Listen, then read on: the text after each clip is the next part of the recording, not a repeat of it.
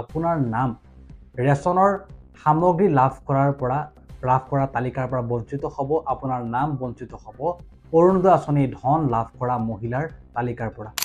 নমস্কাৰ, news guide Assam YouTube চেনেলটোৰ অন্য এক নতুন ভিডিঅ'লৈ মই মুনে স্বাগতম জনাইছোঁ। এই ভিডিঅ'টোৰ জৰিয়তে অসমৰ লগতে ভাৰতৰ বিভিন্ন প্ৰান্তৰ পৰা বহুকেইটা গুৰুত্বপূৰ্ণ খবৰ আপোনালোকৰ জ্ঞাতাৰ্থে যুগুতোৱা হৈছে।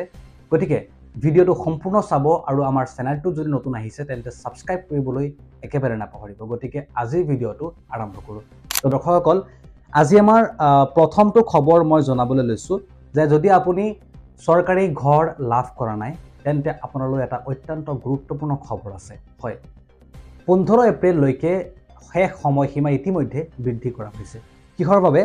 যদি আপুনি চৰকাৰী ঘৰ এতিয়ালৈকে লাভ কৰা নাই, যদি আপুনি চৰকাৰী ঘৰৰ বাবে যে জিঅ' টেগিং কৰিব লাগে সেই জিঅ' টেগিঙৰ কাম সম্পূৰ্ণ কৰা নাই, তেনেহ'লে আপুনি এতিয়াই সম্পূৰ্ণ কৰক, কিয়নো ইয়াৰ সময়সীমা 15 এপ্ৰিল তাৰিখলৈকে বৃদ্ধি কৰা হৈছে। পূৰ্বতো ইয়াৰ সময়সীমা বৃদ্ধি কৰা হৈছিলে আৰু পুনৰ এবাৰ ইয়াৰ সময়সীমা বৃদ্ধি কৰা হৈছে 15 এপ্ৰিললৈকে। 15 এপ্ৰিল শেষ সময়সীমা।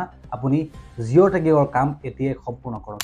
আপুনি জিঅ' টেগিঙৰ কাম কৰিবলৈ কোনো ধৰণৰ পইচা ইয়াত দিব নালাগে।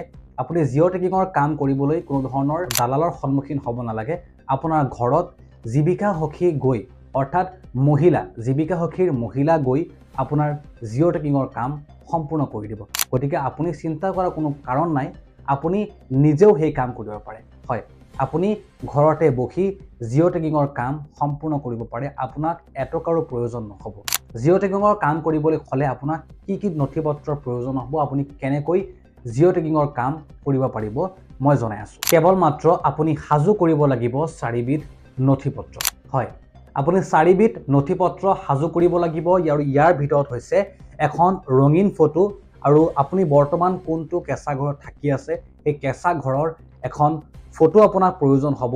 আপোনাক প্ৰয়োজন হ'ব আধাৰ কাৰ্ড আৰু আপোনাক প্ৰয়োজন হ'ব ৰেচন কাৰ্ডৰ লগতে বৈধ সক্ৰিয় ফোন নম্বৰ, মানে এক্টিভ ফোন নম্বৰ আপোনাক প্ৰয়োজন হ'ব জিঅ' টেগিঙৰ কাম কৰিবলৈ। এই কেইবিধ নথি হ'লেই আপুনি জিঅ' টেগিঙৰ কাম সম্পূৰ্ণ কৰিব পাৰিব। আৰু যদি এই কেইবিধ আপোনাৰ নথি নাইকিয়া তেনেহ'লে আপুনি ইয়াত জিঅ' টেগিঙৰ কাম কৰিব নোৱাৰিব আৰু আপুনি ইয়াত চৰকাৰী ঘৰ লাভ নকৰে। 19 লাখ লোকে বৰ্তমানলৈকে এই জিঅ' টেগিঙৰ কাম সম্পূৰ্ণ কৰিছে। গতিকে আপুনি 15 এপ্ৰিল তাৰিখ পৰ্যন্ত, 15 এপ্ৰিলৰ আগতেই এই জিঅ' টেগিঙৰ কাম সম্পূৰ্ণ কৰক। ইয়াত আপোনাক বিশেষ কেইটামান ষ্টেপ আছে, আপুনি এই ষ্টেপ ফ'ল' কৰি, অৰ্থাৎ আপুনি 4বিধ নথি আপোনাৰ হাতত যদি আছে, আপুনি এই জিঅ' টেগিঙৰ কাম ঘৰতে বহি কৰিব পাৰে। আজি আমাৰ পৰৱৰ্তী খবৰটো এটা গুৰুত্বপূৰ্ণ খবৰ। যদি আপোনাৰ হাতত ৰেচন কাৰ্ড আছে তেন্তে এই বিশেষ খবৰটো আপোনালৈ। যদি আপুনি ৰেচন কাৰ্ডৰ পৰা ৰেচনৰ চাউল পাই আছে, আপুনি ৰেচন কাৰ্ডৰ জৰিয়তে আপুনি অৰুণোদয় আঁচনিৰ ধন লাভ কৰি আছে, তেনেহ'লে আপোনালৈ এটা অত্যন্ত গুৰুত্বপূৰ্ণ। যদি আপুনি ৰেচন কাৰ্ডৰ গৰাকী হয় আৰু আপুনি অৰুণোদয় আঁচনিৰ ধনো লাভ কৰি আছে তেন্তে আপোনালৈ বিশেষ খবৰ আছে। যদি আপোনাৰ হাতত ৰেচন কাৰ্ড আছে তথাপিও আপুনি চৰকাৰী আঁচনিৰ সুবিধা লাভ নকৰিব। যদি আপোনাৰ হাতত ৰেচন কাৰ্ড আছে আপুনি বিনামূলীয়া চাউল লাভ নকৰিব। যদি আপুনি ৰেচন কাৰ্ডৰ গৰাকী হয় আপুনি লাভ নকৰিব অৰুণোদয় আঁচনিৰ ধনো। কিয় আপুনি অৰুণোদয় আঁচনিৰ ধন বা ৰেচনৰ সামগ্ৰী লাভ নকৰিব, সবিশেষ তথ্য মই এই ভিডিঅ'টোৰ জৰিয়তে জনাবলৈ লৈছোঁ। আপুনি এটা বিশেষ কাম কৰিব লাগিব। যদি আপুনি সেই বিশেষ কামটো নকৰে আপোনাৰ বন্ধ হ'ব পাৰে বিনামূলীয়া ৰেচন, আপোনাৰ বন্ধ হ'ব পাৰে অৰুণোদয় আঁচনিৰ ধন। হয়, এটা বিশেষ খবৰ, আপোনাৰ অৰুণোদয় আঁচনিৰ পৰা আপোনাৰ নামো কৰ্তন হ'ব পাৰে যদি আপুনি KYC কাম সম্পূৰ্ণ কৰা নাই। হয়, এটা বিশেষ কাম যোনটো আপুনি কৰা অত্যন্ত গুৰুত্বপূৰ্ণ। যদি আপোনাৰ ৰেচন কাৰ্ড আছে আৰু আপুনি KYC কাম সম্পূৰ্ণ কৰা নাই তেন্তে আপোনাৰ নাম ৰেচনৰ সামগ্ৰী লাভ কৰা তালিকাৰ পৰা বঞ্চিত হ'ব, আপোনাৰ নাম বঞ্চিত হ'ব অৰুণোদয় আঁচনি ধন লাভ কৰা মহিলাৰ তালিকাৰ পৰা। আপুনি ঘৰতে বহি এই KYC কাম সম্পূৰ্ণ কৰিব পাৰে। হয়, কেনেকৈ আপুনি KYC কাম সম্পূৰ্ণ কৰিব এই ভিডিঅ'টোৰ জৰিয়তে সবিশেষ জানিব। প্ৰথমতে আপুনি এটা এপ ডাউনলোড কৰিব লাগিব। আপুনি আপোনাৰ মোবাইলত যি মোবাইলত আপুনি এই ভিডিঅ'টো চাই আছে সেই মোবাইলত আপুনি এটা এপ ইনষ্টল কৰিব লাগিব আৰু এপটোৰ নাম হৈছে মেৰা KYC।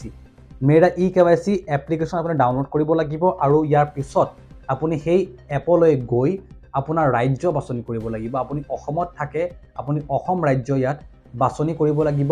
তৃতীয়তে eKYC ফৰ ৰেশন কাৰ্ডত আপুনি ক্লিক কৰিব লাগিব এটা অপচন আছে eKYC ফৰ ৰেশন কাৰ্ড আপুনি তাত এই অপচনত আপুনি ক্লিক কৰিব লাগিব আৰু ৰেশন কাৰ্ডৰ যি নম্বৰ আছে আপোনাৰ ৰেশন কাৰ্ডত যি নম্বৰ আছে ৰেশন কাৰ্ডৰ সেই ৰেশন কাৰ্ডৰ নম্বৰ আৰু আপোনাৰ আধাৰ কাৰ্ডৰ যি নম্বৰ আছে এই দুইটা নম্বৰ আপুনি সংযুক্ত কৰিব লাগিব ইয়াৰ পিছত আপোনাৰ আধাৰ কাৰ্ডৰ লগত যি মোবাইল নম্বৰ লিংক আছে এই মোবাইল নম্বৰলৈ এটা OTP প্ৰেৰণ কৰা হ'ব আৰু সেই OTP আপুনি দাখিল কৰাৰ পিছত আপোনাৰ যি eKYC কাম আছে এই eKYC কাম সম্পূৰ্ণ হ'ব যদি আপুনি এই eKYC কাম সম্পূৰ্ণ কৰিব পৰা নাই তেন্তে আপুনি ওচৰত থকা CSC চেণ্টাৰত গৈ বা কম্পিউটাৰ চেণ্টাৰত গৈ এই কাম অতি সহজতে কৰিব পাৰে গতিকে যদি আপুনি মোবাইলত এই ধৰণৰ কাম কৰিব পাৰে তেন্তে ভাল কথা আপুনি এপ্লিকেশন ডাউনলোড কৰি আপোনাৰ ৰাজ্য বাছনি কৰি আপোনাৰ আধাৰ নম্বৰ আপোনাৰ ৰেশন কাৰ্ডৰ নম্বৰ দাখিল কৰি আপোনাৰ OTP দাখিল কৰি আপোনাৰ মোবাইলত যি OTP আহিব সেই OTP দাখিল কৰি এই eKYC কাম সম্পূৰ্ণ কৰিব পাৰে এই তিনিটা খবৰ অত্যন্ত গুৰুত্বপূৰ্ণ খবৰ আছিল এই খবৰ সমগ্ৰ অসমবাসীয়ে জনাটো অত্যন্ত গুৰুত্বপূৰ্ণ গতিকে এই ভিডিওটো সম্পূৰ্ণ চোৱাৰ বাবে ধন্যবাদ জনাইছো আমাৰ নিউজ গাইড আছাম ইউটিউব চেনেলটোৰ সমূহ দৰ্শকসকলক গতিকে এই ধৰণৰ ভিডিও লাগিলে আমাৰ চেনেলটো সাবস্ক্ৰাইব কৰিব ভিডিওটো লাইক কৰিব শেয়াৰ কৰিব আৰু কিবা কোৱেশ্চন থাকিলে কিবা প্ৰশ্ন যদি আপোনাৰ মনত আছে এতিয়ালৈকে আপুনি কমেন্ট সেকশনত জনাব আৰু সেই কমেন্টৰ ওপৰত মই ভিডিও লৈ আহিম আৰু সেই কমেন্টৰ ৰিপ্লাই দিবলৈ মই চেষ্টা কৰিম গতিকে আজিৰ ভিডিওটো ইয়াতে সামৰিছো তেতিয়ালে চাই থাকিব নিউজ গাইড আছাম ইউটিউব চেনেলটো তেতিয়ালে নমস্কাৰ